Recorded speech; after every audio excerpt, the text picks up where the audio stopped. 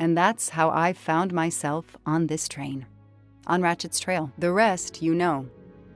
My identity is easily checked with the Berkshire Police. Thank you for your detailed account, Mademoiselle Locke. In addition to giving us crucial details of the investigation, you have made it clear that there are many who might wish to see Ratchet dead.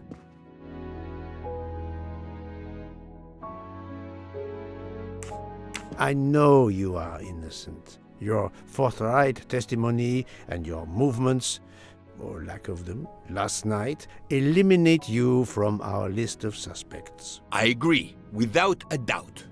Another detective will be great help to the investigation. Book. Although my friend certainly does not need any help. You are too kind. Thank you for believing me. I'd like to help in any way I can. Do not worry, Mademoiselle Locke. Already I see things more clearly. It's obvious whoever drugged you was trying to derail your investigation. You mean the person who did this to me is Ratchet's killer? Both Monsieur Michel and Fräulein Schmidt had the means and opportunity to drug you. While you get your strength back, I intend to interview them. Excellent idea, my friend. All this excitement has whetted my appetite. I'm sure Mademoiselle Locke won't say no to a good, invigorating meal. What? No. I want to hear what the conductor and Fräulein Schmidt have to say for themselves. It is my duty to ensure the well-being of the passengers. If Dr. Constantine has no objection, I will escort you to the restaurant car. On the contrary, some food will do her the greatest good. Well, I'm still a little shaky. Mr. Poirot, will you please keep me informed about what you learn? You may be certain of it.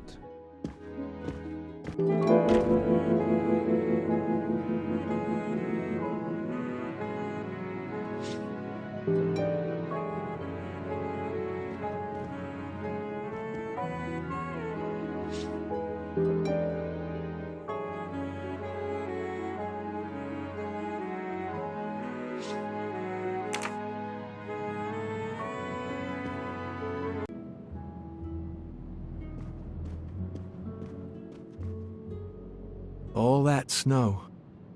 Are you familiar with the concept of entropy, Monsieur McQueen? Oh, Mr. Poirot, I didn't see you. Entropy? Randomness in a system or something? Yes, unpredictability. Even the best laid plans can go astray, thanks to something as simple as... An unexpected passenger? perhaps, or snow.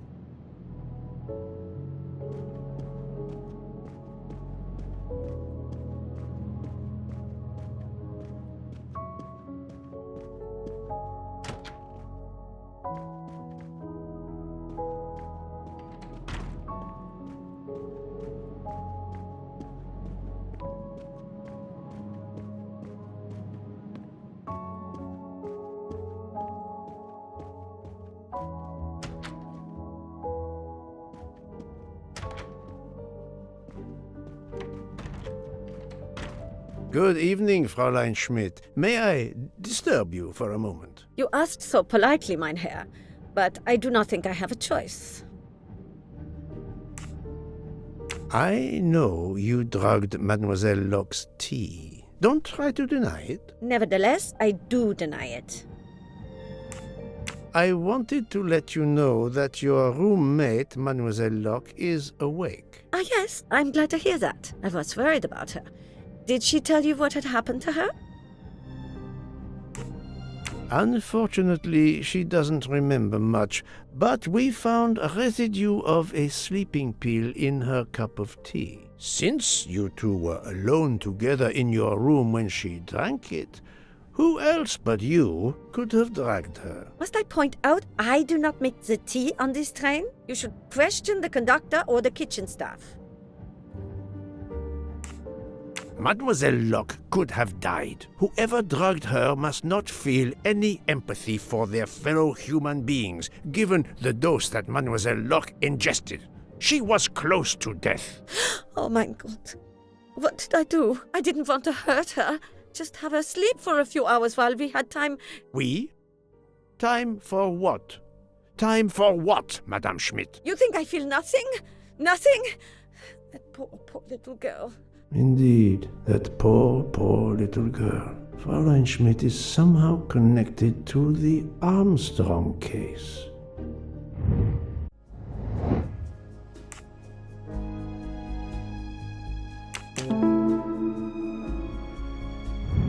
My little gray cells did not let me down.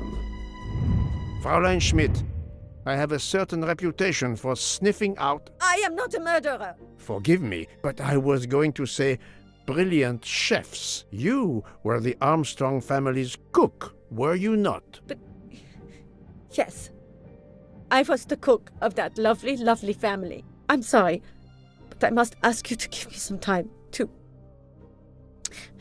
collect myself. It wasn't supposed to be like this, my darling, my poor darling child. I will give you that time, Fräulein.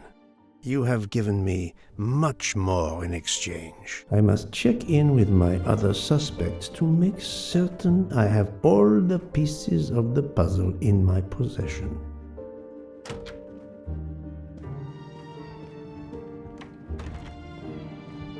Can I get you something, Monsieur Poirot? Everyone is so tense. An aperitif soon, Monsieur Fauchet, with pleasure, when the matter is resolved.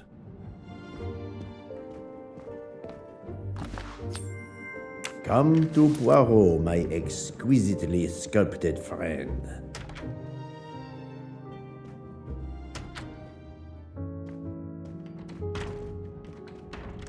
You're right, Mr. Book. This dessert is delicious. I'm glad we didn't wait for dinner. I promise the entree will be superb as well. Detective Locke, you are recovering well, I see. Yes, I should be helping with the investigation. Do you know who drugged me? It is early yet for conclusions. When I return, then we shall see. Do not worry, Poirot. She is in good hands. Hotaru, Freya, and yours truly are looking after her.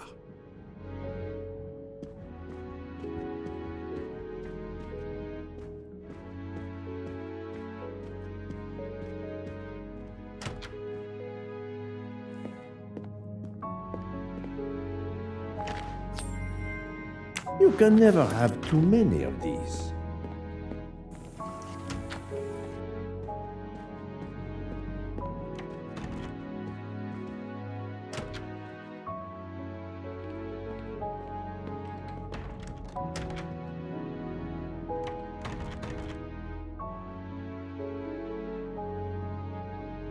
Good evening, Michel. Am I bothering you? You seem stressed. With everything that's going on, I must admit it's difficult to be relaxed. Of course, I understand.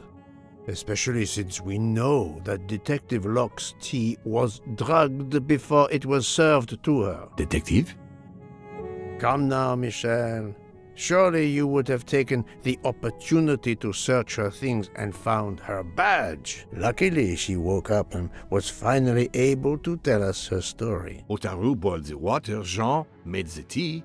I just brought it. Sir, it could have been any of the staff. Your defense is to accuse others?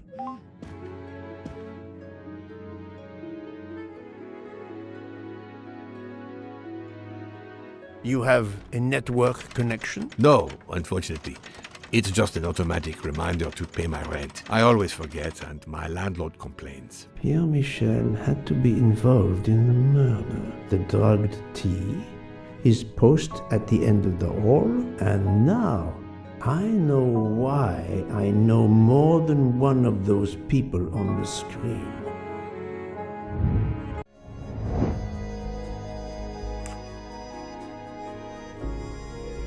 Fantastic.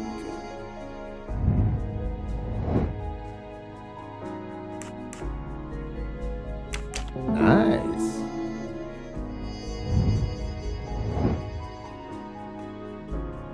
Right. That's the right answer. You are the father of Suzanne Moreau, Daisy Armstrong's nanny. My condolences on the death of your wife. What? But my wife... Enough lies. Suzanne does not bear your name? No. Suzanne's mother and I were divorced.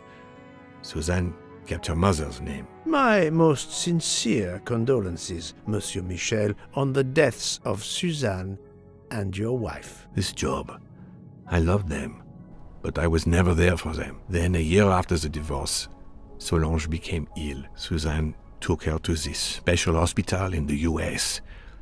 Got that job as Daisy's nanny.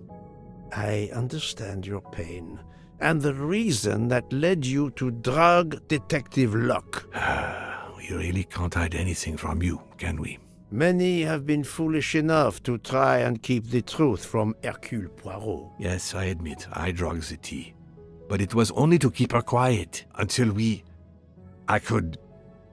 But she reacted so much to the sleeping pills. She was lucky, as are you, that she didn't die. To be frank, there is one more thing that puzzled me, but I think I understand now.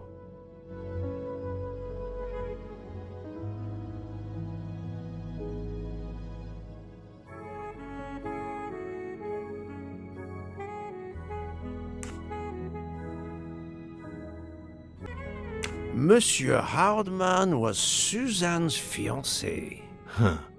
I have the impression my whole life to you is an open book. Yes, Cyrus was my daughter's fiancé. I almost consider Cyrus as my own son. Of course, much more is clear now. I have been patient long enough. It is time to go and see what all the commotion is next door.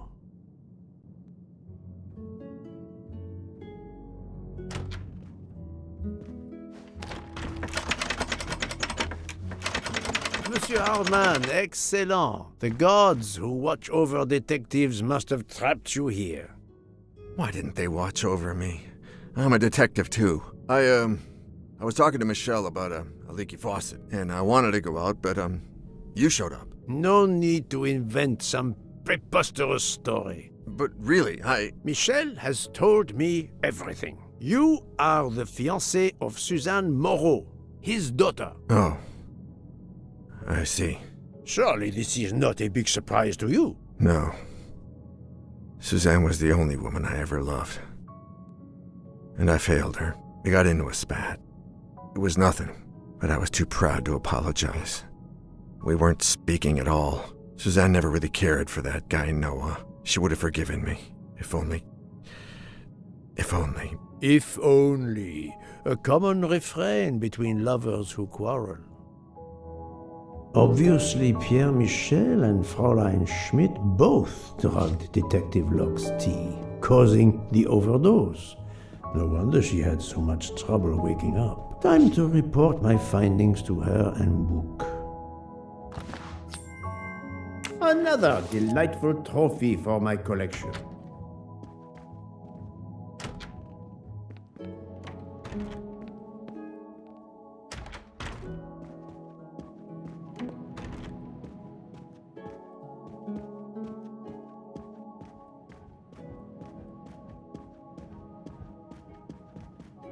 So, my friend, tell me, you have something new?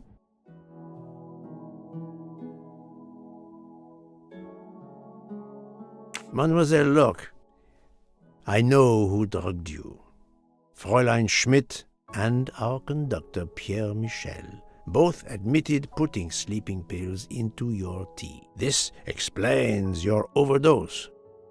They are relieved you are recovering. Michel drugged a passenger?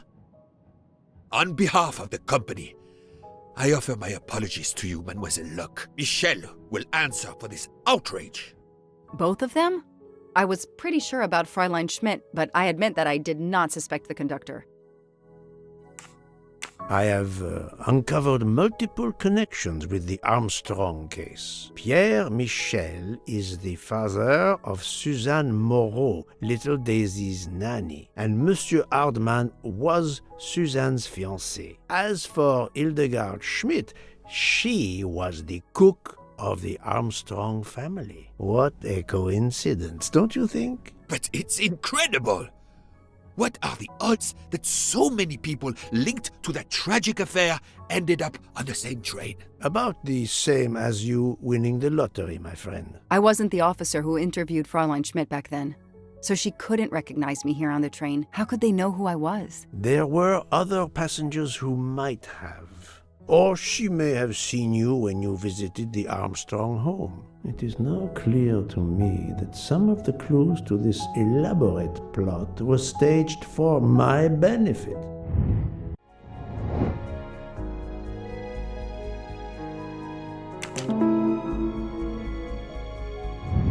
Et voilà. Some clues and information collected so far could lead to a hypothesis.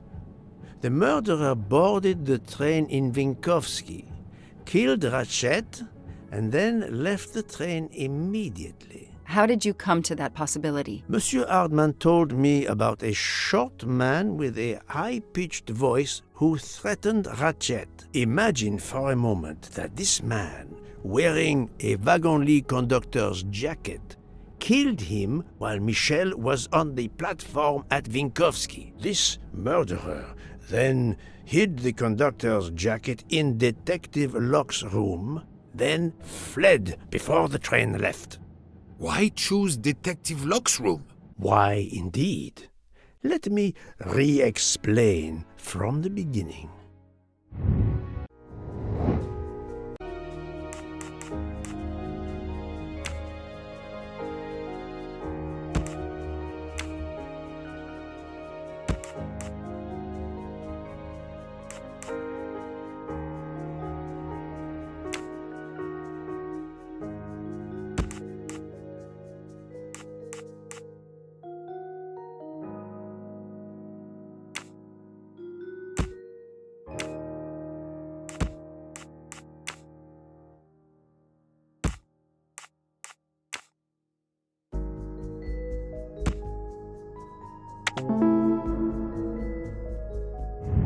My little gray cells did not let me down.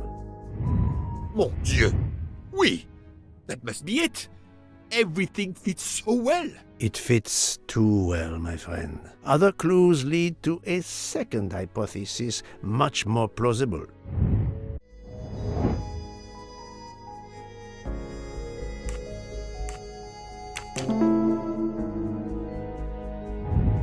That was easy.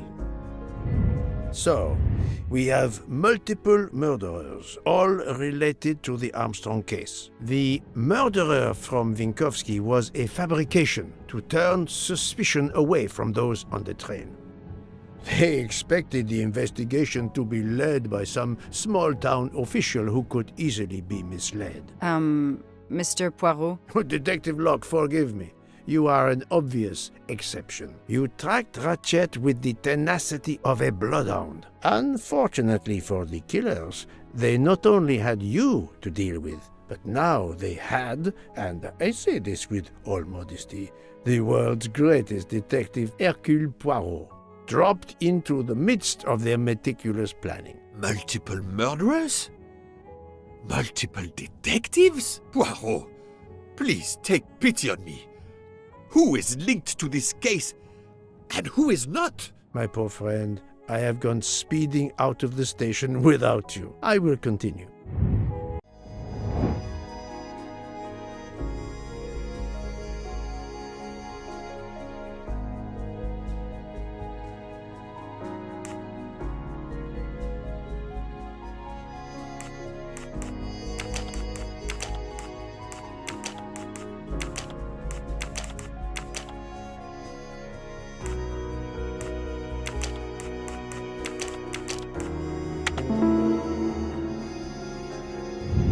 I'm right again.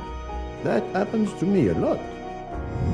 Fräulein Schmidt, Pierre Michel, Monsieur Hardman, and Monsieur McQueen are all linked to the Armstrong case. I also know that Sonia Armstrong's sister and godmother, Countess Andreni and Princess Dragomirov, are on this train.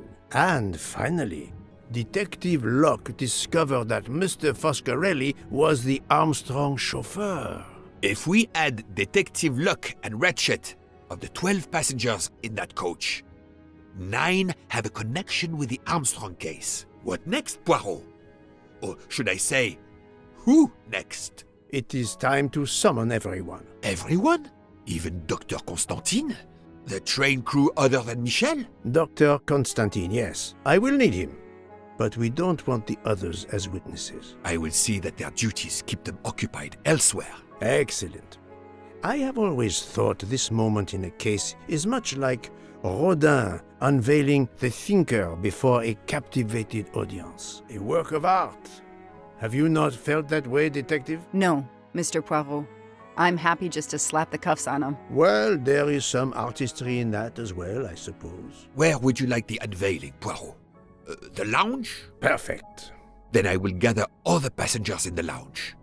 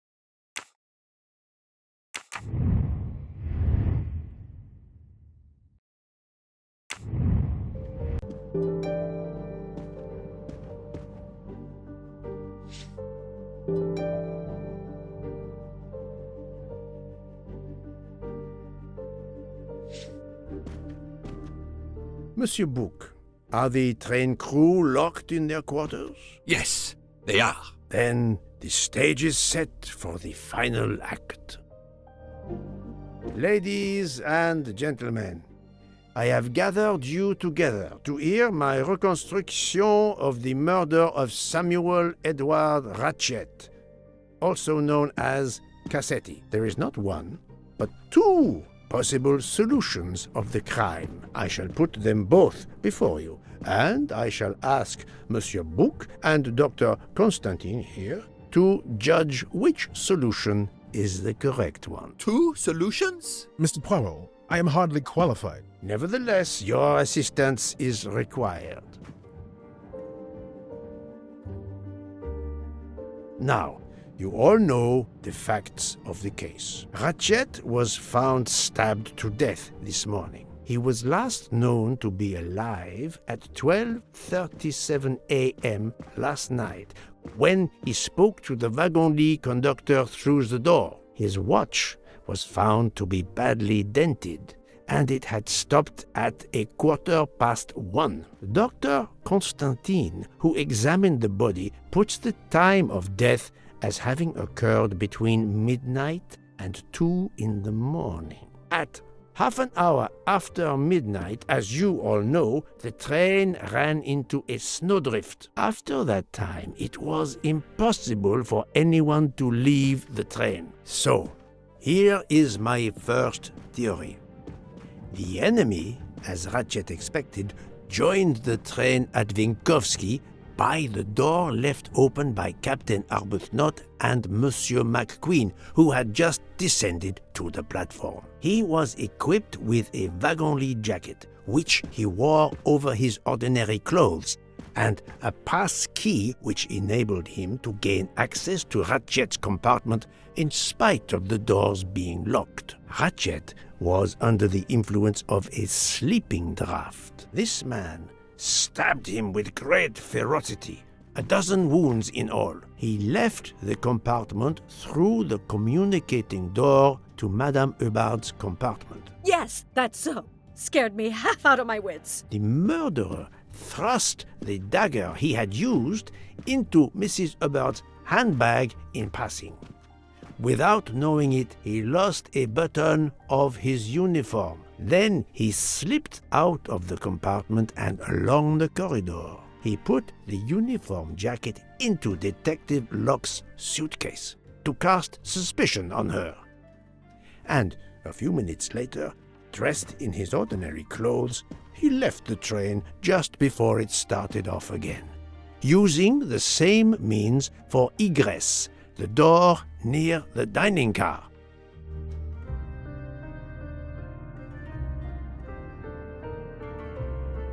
That is the first hypothesis.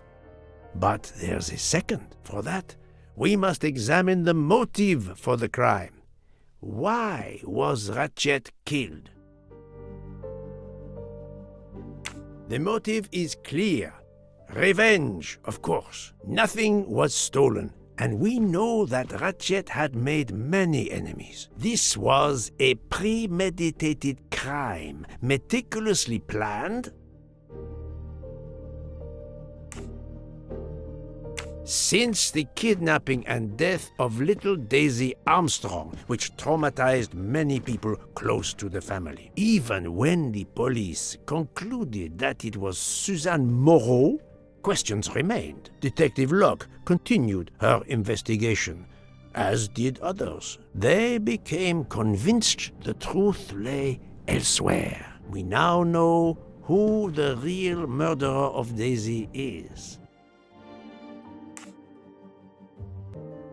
It is clear now that Daisy's killer was Ratchet, also known as Cassetti and Michael Clark and how many other names. But of course, many of you have known this for a long time. It is obvious that the 12 stab wounds are not a random number. Dr. Constantine's analysis revealed that some stab wounds appeared to have been caused by a right-handed attacker. Others indicated the knife wielder was left-handed. Some wounds were deep, more than one fatal, yet others were not much more than mere scratches. What can explain these discrepancies? This leads us to an obvious conclusion. They are symbolic. 12 stabs. 12! The same number as a trial jury in the United States. But not just a jury of 12 members condemning him to death, but 12 executioners as well. This self-appointed jury had meticulously planned for everything except Snow. snow. The avalanche that stopped us, as well as the presence of not one but two detectives on the train. They had to improvise, to hastily add clues and false leads. This woman in a red kimono does not exist. I don't know which of the passengers it was. It does not really matter. It was just a performance, a charade to introduce another possible culprit to muddy the waters. The time on Ratchet's broken watch was deliberately set to conceal the true time of the crime.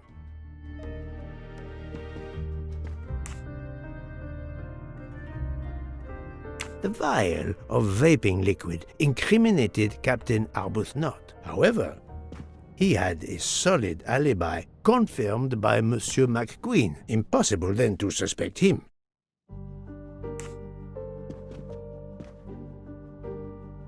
The conductor's jacket found in Detective Locke's suitcase was put there only to cast suspicion upon her. All these false leads were intended for me. But I am Poirot. I understood the truth.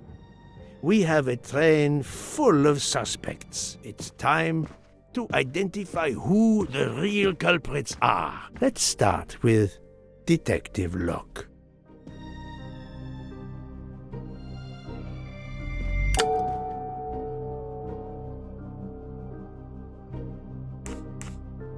Planting the conductor's jacket in her suitcase was an attempt to implicate Detective Locke, but she couldn't fake her drugged condition. Dr. Constantine can testify that the drugged tea incapacitated her for hours, and she had 2 relapses.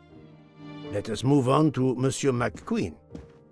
When I told him about Cassetti, he looked very surprised that I managed to make the connection between him and the Armstrong case. He told me, "But I thought we had..." I think he meant,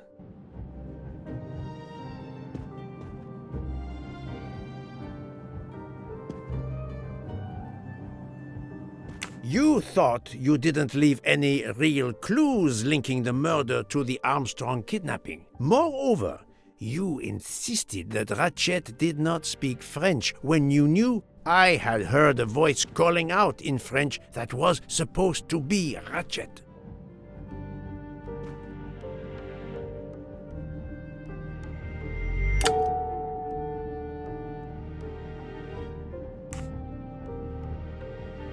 You took some pleasure in leaving me false clues, I think. It was quite annoying. But you told me yourself that your father was the district attorney who handled the Armstrong case. The case haunted my father. At first, he believed Suzanne Moreau had helped her boyfriend, Noah, to kidnap Daisy, even though there were questions that went unanswered, and a young policewoman refused to let it go, continuing to find discrepancies, but never enough to reopen the official investigation. That policewoman sits there. Her name is Joanna Locke. Then tell him. Tell him how in the end my father believed you, how he resigned a job that he loved, racked with guilt that he may have let that monster go free. He died young, broken, his faith in justice broken. That's what Ratchet did to him. Thank you for your honesty, Monsieur McQueen. Your father is one more victim of the man who called himself Ratchet. Now, I will turn to Ratchet's valet, Monsieur Masterman.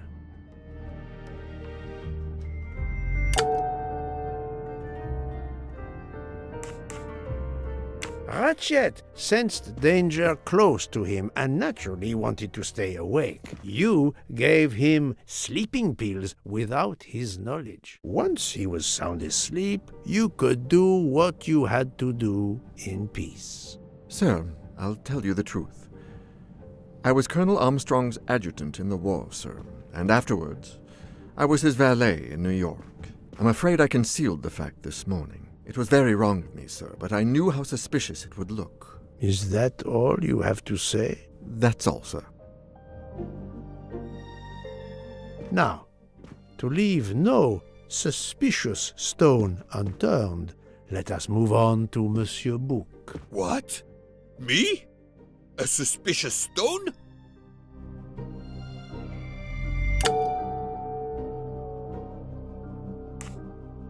Book, my friend, of course you are not guilty. You did everything you could to get me on this train. What madness would cause you to ensure, and I speak with all modesty, that the best detective in the world could be present to witness your crime? But doesn't our friendship count as well? Most assuredly, but a murderer can wear all sorts of masks, including friendship. Let us consider our ever-efficient wagon-lit conductor, Pierre Michel.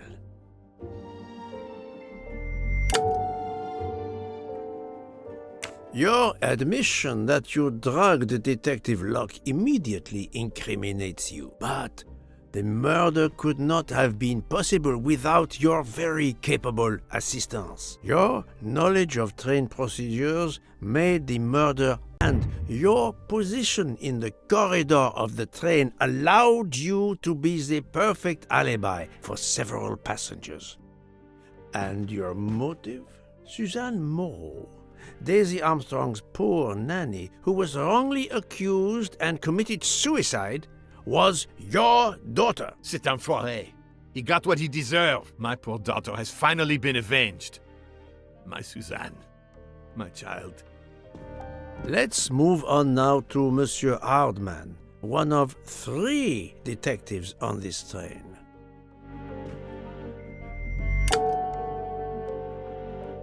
Monsieur Hardman, I think you are a real detective, but you were never hired by Ratchet. Your alibi was that you were watching the corridor to protect Ratchet, which, of course, you never did. You protected Pierre Michel.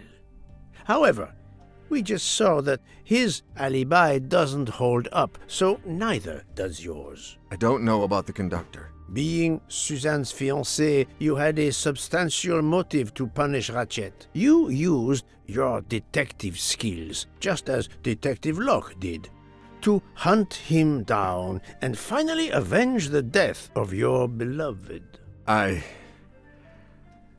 right, Mr. Poirot. I do have some detective skills. I never doubted it. Now, Fraulein Schmidt, the lady's maid with the soul of a cook.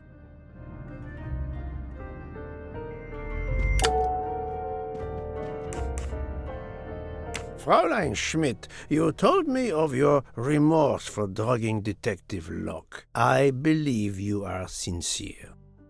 However, as the cook of the Armstrong family, you experienced the drama from within.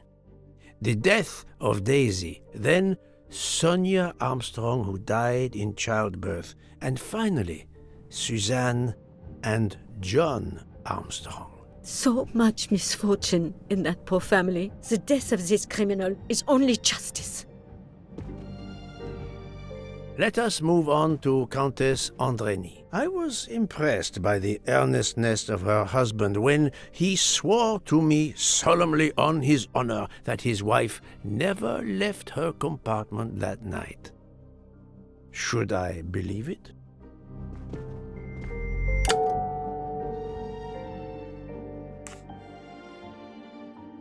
Countess Andreny, being Sonia Armstrong's sister, you had every reason in the world to want to avenge her.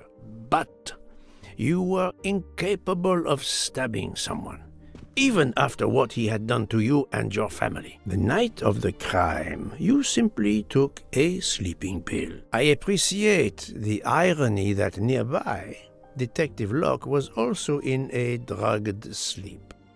When you awoke, you thought the nightmare was over. Rudolph? Hush, my love. Hush. Excellent transition. I was coming to you, Count Andreny. 12 people, a jury. This was very important to all of you. If Countess Andreny did not stab Ratchet, someone had to take her place. And you, Count, the beloved husband. I've seen how fiercely you love and protect your wife. Enough! I would do anything for Helena. Anything. Even that. Yes, even that. Let's move on to Monsieur Foscarelli.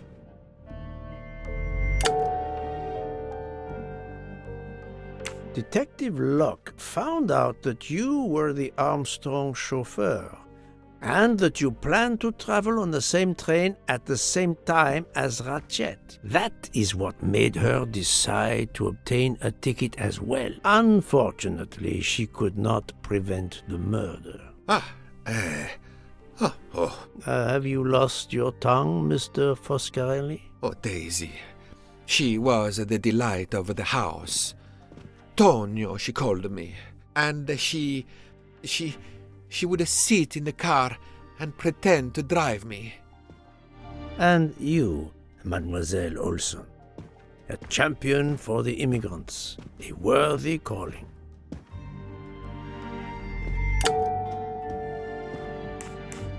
Mademoiselle Olson, you supported Madame Hubbard's story about her connecting door latch, a story that I later demonstrated to be impossible. So, you deliberately lied to me, and you also lied about Mademoiselle Debenham's whereabouts. Enough! I can't take this anymore! I know what you want from me, Mr. Poirot. Very well. Here it is. She was my little Daisy, my angel, so patient. When I patched a scrape or took her temperature, that was my job. But she was so much more to me. She was a shining light in an ever-darkening world. I've tried to honor her by caring for children who have lost everything. Thank you, Mademoiselle Olson. You too shed light on your part in this mystery. You were Daisy Armstrong's nurse, I will ask you no more questions. It is enough that you have admitted what I know to be the truth, and I understand. Let's move on. Dr. Constantine. You suspect me? I know none of these people. I didn't know Ratchet either, and I've taken a solemn oath to help people, not murder them.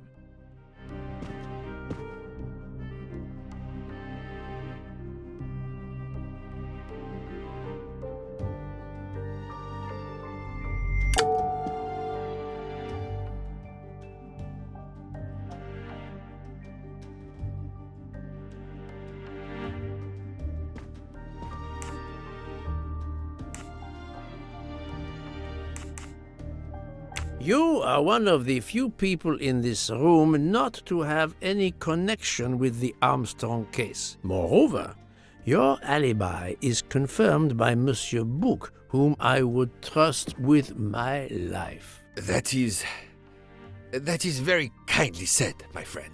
We now come to Mademoiselle Debenham and Captain Arbuthnot, whose relationship was not in doubt from the moment I inspected your room at the hotel. You have a bloody nerve. Indeed, I do. We're getting married. Congratulations. But I would rather talk about your relationship to John Armstrong.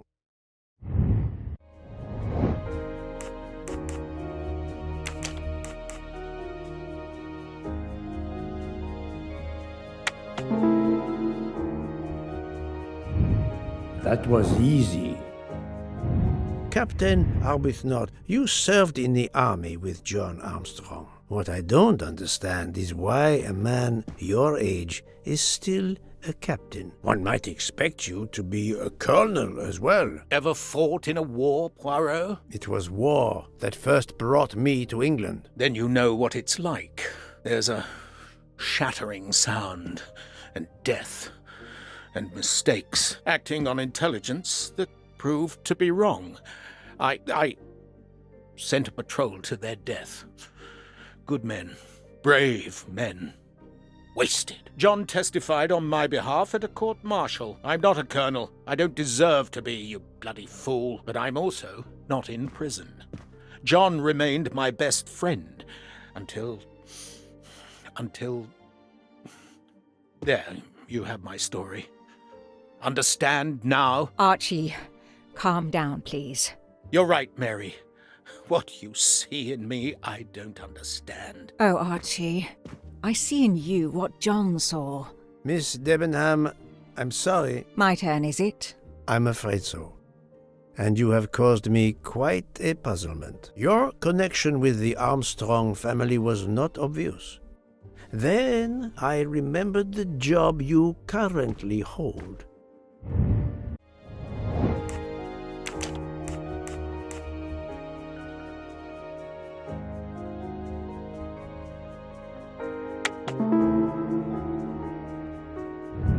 My little grey cells did not let me down. You were the teacher of...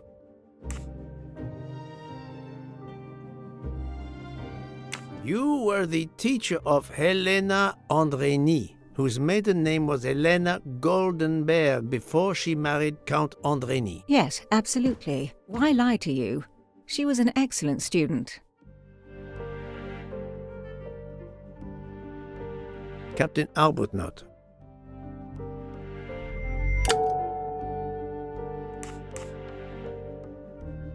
You had one of the strongest alibis, thanks to Mr. McQueen, but his testimony melted like a snowflake. There went your alibi. Poof! Unless you have another one. As for you, Mademoiselle Debenham, Mademoiselle Olsen was the only one who could confirm your alibi. I think you know where you stand. Very good, Mr. Poirot. Are you satisfied? I will be, soon. Now I must turn to Sonia Armstrong's godmother, Princess Dragomirov.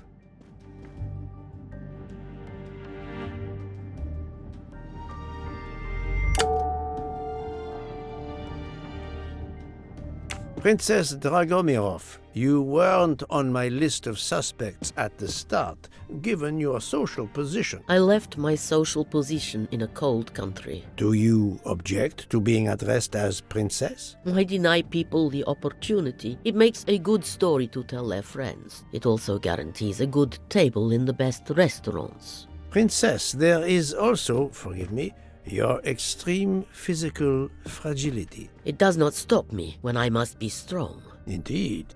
Of more importance, though, is the fact that you're the only left-handed person on the train, and the single blow to Ratchet from a left-handed person was very, forgive me, weak.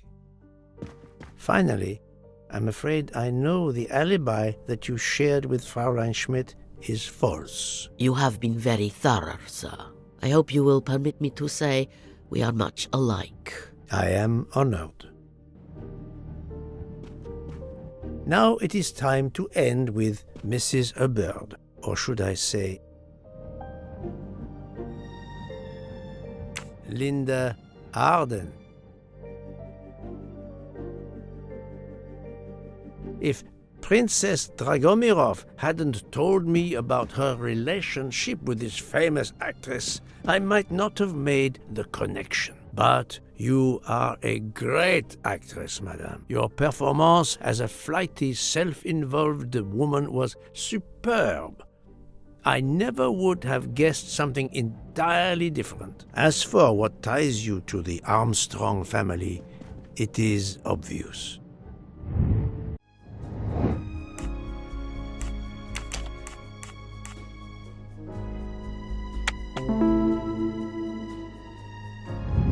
I'm right again. That happens to me a lot. Mrs. Hubbard, you are the mother of Sonia Armstrong and Mrs. Andreni.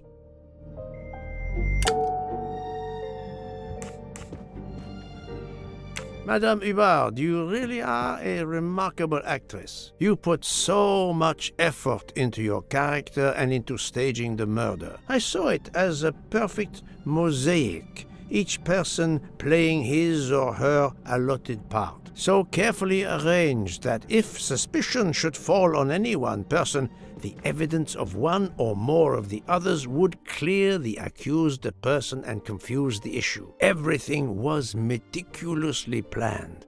But you hadn't expected that Detective Locke and I would be on this train, and the avalanche would block it on the night of the murder. You had to improvise. But again, improvisation would be another of your skills as an actress. So you came up with the story that the latch on the door that communicated with Ratchet's compartment was hidden by the handbag. I always fancied myself in comedy parts. That slip about the sponge bag was silly. Shows you should always rehearse properly. You know all about it, Mr. Poirot. You're a very wonderful man, but even you can't quite imagine what it was like. That awful day, I was just crazy with grief. So were the servants. We decided then and there that the sentence of death that Ratchet had escaped had got to be carried out. There were 12 of us, or rather 11. Suzanne's father was over in France, of course. First we thought we'd draw lots as to who should do it, but in the end we decided on this way. It was the driver, Antonio, who suggested it. Mary worked out all the details later with Hector McQueen. It took a long time to perfect our plan. We first had to track Ratchet down. Hardman managed that in the end. Then we had to try and get Edward and Hector into his employment. Well, we managed that. Then we had a consultation with Suzanne's father. Captain Arbuthnot was very keen on having 12 of us. He seemed to think it made it more orderly. He didn't like the stabbing idea much, but he agreed that it did solve most of our difficulties. Well, Suzanne's father was willing. Suzanne had been his only child. We knew from Hector that Ratchet would be coming back from the east sooner or later by the Orient Express. With Pierre Michel actually working on that train, the chance was too good to be missed. My daughter's husband had to know, of course, and he insisted on coming on the train with her. Hector wrangled it so that Ratchet selected the right day for traveling when Michel would be on duty. And then, at the last minute, you came. For the rest of the story, you worked out everything, Mr. Poirot. You were right about all of us. What are you going to do about it? If it must all come out, can't you lay the blame upon me and me only? I would have stabbed that man 12 times willingly. It wasn't only that he was responsible for my daughter's death and her child's, and that of the other child who might have been alive and happy now. It was more than that. There had been other children kidnapped before Daisy, and there might be others in the future. Society had condemned him. We were only carrying out the sentence, but it's unnecessary to bring all these others into it, all these good, faithful souls. You are a director of the company, Monsieur Bouc. What do you say?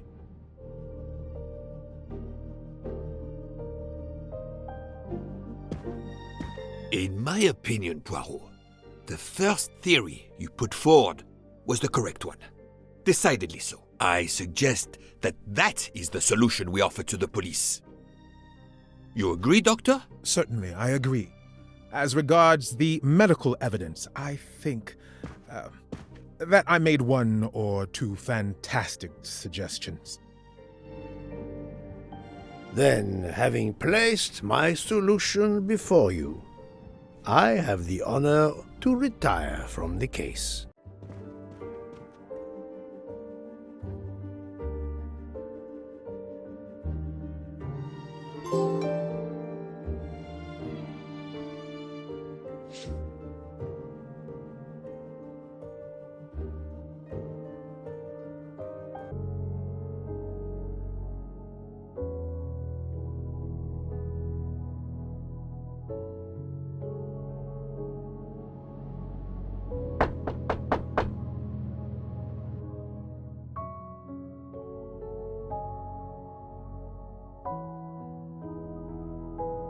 I'm sorry to wake you up in the middle of the night, Poirot, but it couldn't wait. There was a detail that bothered me in my preliminary autopsy of Ratchet's body. I went back to examine the body and I discovered a wound covered by another. The blow I hadn't seen was delivered by a thinner, sharper blade. So there were not 12, but 13 stab wounds. 12 stabs for 12 jurors. It doesn't work with 13 wounds. The symmetry is destroyed. It can't be one of the culprits who stabbed him twice? Doctor, a different knife was used. There is only one explanation. Somehow, some way, there is a 13th murderer on this train. We must tell Bouc. The case is not solved.